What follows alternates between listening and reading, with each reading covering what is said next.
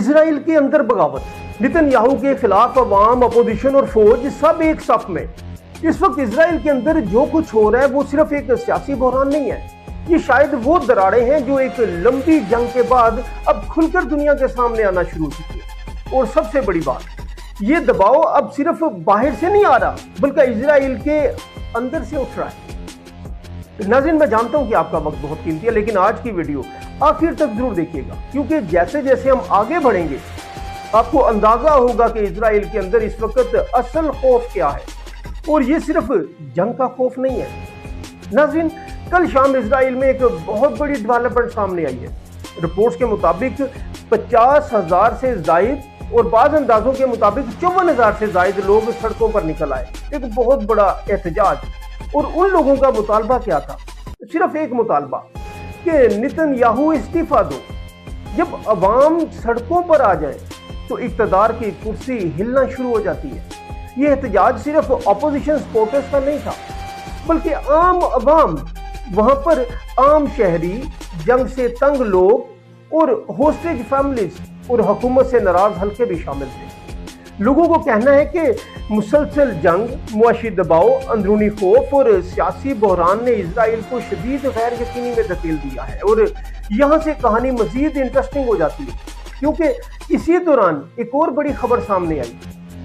वो खबर क्या है कि इसराइल के सदर इसाक हेर्ज़ोग, उस पर मुसलसल दबाव बताया जा रहा था कि वो नेतन्याहू को कानूनी मुकदमात से बचाने के लिए कोई मुआफ़ी या खसूसी रिलीफ दे, जो कि खास तौर पर डोनाल्ड ट्रंप की तरफ से भी बड़ा प्रेशर था।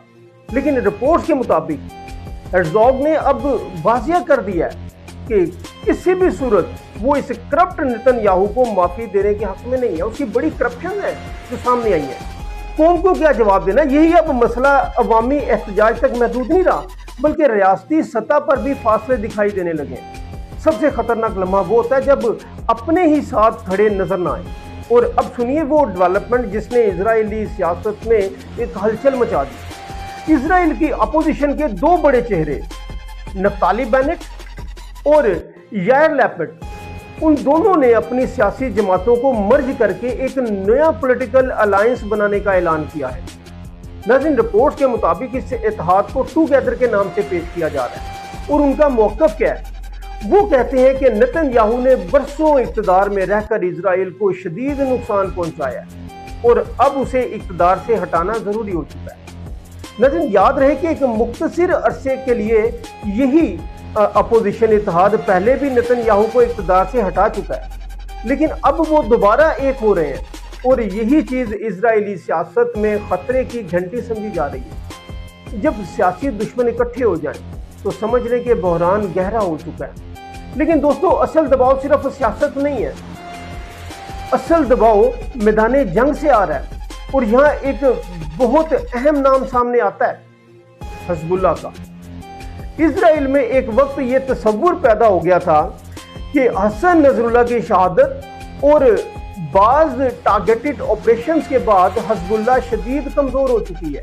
अब वो पहले जितनी पावरफुल नहीं रही, लेकिन अब खुद इजरायली फौज और सिक्योरिटी एक्सपर्ट्स ये सवालात उठा रहे हैं कि क्या वाकई ऐसा हुआ, क्योंकि रिपोर्ट्स के मुताबिक नॉर्दर्न इजराइल में मुसलसल कशीदगी और हमलों के खतरात बरकरार हैं, बल्कि बढ़ रहे हैं। और बाद इजरायली तज्जियाकार अब ओपनली ये कहने लगे हैं कि अगर जंग जारी रही तो हिज़्बुल्लाह भी मुसलसल जवाब देता रहेगा।